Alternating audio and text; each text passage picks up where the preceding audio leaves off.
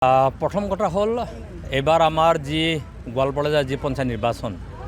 ভাৰতীয় জনতা পাৰ্টি অসম গণ পৰিষদ যৌথ সংগ্ৰাম সমিতিৰ যি মিত্ৰজোঁটৰ প্ৰাৰ্থী আমি দুৰ্ন বিধানসভা সমষ্টিৰ যি 4টা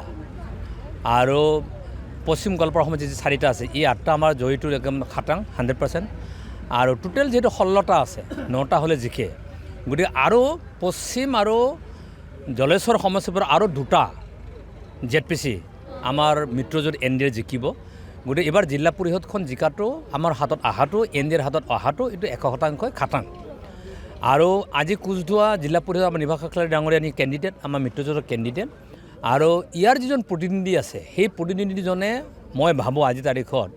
তেখেতে জিলা পৰিষদৰ কণ্টেষ্ট নকৰি যিজন প্ৰতিনিধি আছে মই ভাবোঁ তেখেতেতো ৱাৰ্ডৰহে কণ্টেষ্ট কৰিব লাগিছিল গতিকে তেখেতসকলৰ ভুল হৈ গ'ল তো গতিকে আমাৰ প্ৰাৰ্থী নিভাষ কাকলাৰী জিকি যোৱাটো 100% নহয় 1000% শুদ্ধ পৰ্যায়ত আছে গতিকে আমি এতিয়া জিকিমে জিলা পৰিষদ গঠন হ'ব আৰু এটা শান্তিৰ পৰিৱেশ ইয়াত বিৰাজ কৰিব গোটেই গোৱালপাৰা জিলাখনত যোৱা 5টা বছৰ কংগ্ৰেছৰ হাতত জিলা পৰিষদখন আছিল আপোনালোকে আটাই গম পায় কোনো ধৰণৰ পঞ্চায়তৰ কাম কাজবিলাক নহ'ল জিলা পৰিষদখনে ৰাইজৰ ওচৰলৈকে নগ'ল ৰাইজৰ অভাৱ অভিযোগ তেখেতসকলে নুবুজিল ইমান সমস্যা গাঁৱৰ থাকে ইমান সমস্যাবিলাক ৰাইজে মানুহে কয় কিন্তু সেই কথাৰ প্ৰতি তেখেতসকলে কোনোদিন মনোযোগ নিদিল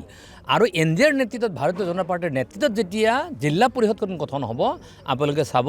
প্ৰতিখন মানুহৰ ঘৰলৈকে প্ৰতিখন তৃণমূল পৰ্যায়লৈকে পঞ্চায়তৰ ৰাজৰ যি ক্ষমতা সেই ক্ষমতাৰ বিকেন্দ্ৰীকৰণ হ'ব আৰু সেই কথা নিশ্চিত আৰু ইতিমধ্যে আপোনালোকে গম পায় 2টা জিলা পৰিষদ আমি ইতিমধ্যে আমি জিকিছোঁ বিনা কণ্টেষ্টে আমি দেখিছোঁ 17টাকৈ আমি আঞ্চলিক পঞ্চায়ত আমি জিকিছোঁ NDAৰ ফালৰ পৰা আমি জিকিছোঁ কিন্তু যদি কংগ্ৰেছে কৈ শক্তিশালী আছে তেওঁলোকে আমাক দেখুৱাই দিয়ক কোনটো জিলা পৰিষদ তেখেতসকলে আনকণ্টেষ্ট জিকিছে কোনকেইটা আঞ্চলিক পঞ্চায়ত আনকণ্টেষ্ট জিকিছে জিকা নাই তেখেতসকলে গতিকে কংগ্ৰেছৰ যিমান তেখেতসকলৰ মাজত সংঘাত আছে নিজৰ মাজত গতিকে NDAৰ মাজত তেনেকুৱা সংঘাত নাই সুন্দৰ পৰিৱেশ আৰু এই পৰিৱেশটো ৰাইজে মানে ডক্টৰ হিমন্ত বিশ্ব শৰ্মাৰ যি কাম কাজ যি উন্নয়ন যি আঁচনি ডক্টৰ নৰেন্দ্ৰ মোদী ডাঙৰীয়া দেশৰ প্ৰতি দেশখনক আগুৱাই নিয়াৰ দেশখনক যি ধৰণে আমি সন্তুষ্ট কৰি ৰাখিব পৰাকৈ শক্তিশালী কৰি ৰাখিব পৰা যি ধৰণে নেতৃত্ব প্ৰদান কৰিছে ইয়াত যি ধৰণে সদ্য সমাপ্ত কাউন্সিলৰ নিৰ্বাচন হ'ল যেনেকৈ ৰাইজে NDAৰ পক্ষত মানে ভোট প্ৰদান কৰিলে তাৰ দ্বাৰা এইটো প্ৰমাণিত হৈছে যে আমি NDAৰ নেতৃত্বত বিশেষকৈ ভাৰতীয় জনতা পাৰ্টীৰ নেতৃত্বত জিলা পৰিষদ গঠন হ'ব এইটো 100% শুদ্ধ পূবৰ বিধায়ক মানে কায় তেওঁৰতো 1 বছৰহে বাকী আছে তাৰপিছত বিধায়ক নাথাকিব সি তাৰ কথাটো মই কিয় মইতো 5 বছৰ আছে মই সেইদিনাখন জিকিলোঁ মই অটলো 13 তাৰিখ মোৰ আৰু 5 বছৰ আছে তেওঁতো আৰু এই 25 চনটো আছে তাৰপিছত সি হাৰিবই তাৰ কথাৰ কি ভেলু আছে তাৰ কথা ভেলু নাই সি নিজকে কয় ৰজা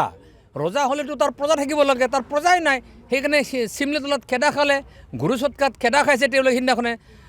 খেদা খাইছে নে নাই খেদা খাইছে আমি খেদা খোৱা নাই নহয় আমাক ৰাইজে আদৰিছে আৰু তেওঁ ৰাইজক কৈ আছে হেনো তেওঁ প্ৰটেকশ্যন দিব কেনেকৈ প্ৰটেকশ্যন দিব তেওঁ কোনো কাম কাজ কৰিব পৰা নাই তেওঁ এটাই প্ৰটেকশ্যন দিয়ে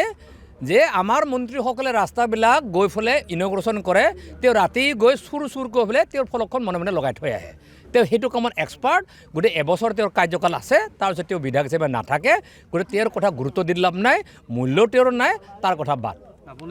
কৰিছে নেকি এইটো মোৰ এভেকশ্যন নহয় গুৱাহাটী হাইকোৰ্টৰ অৰ্ডাৰ গুৱাহাটী হাইকোৰ্টত চেলেঞ্জ কৰিব পাৰিছে এফিডেভিট দিব পাৰিছে সুপ্ৰিম কোৰ্টৰ অৰ্ডাৰ পাৰিছে চেলেঞ্জ দিব পাৰিছে তেওঁ পাৰা নাই মই আজি চেলেঞ্জ কৰিম যদি AK ৰছিদ আলম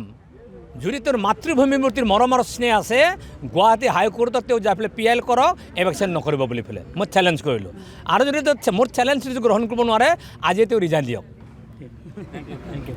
যিকোনো খবৰৰ বাবে যোগাযোগ কৰক 7099017330 লগতে 7099017110 নম্বৰত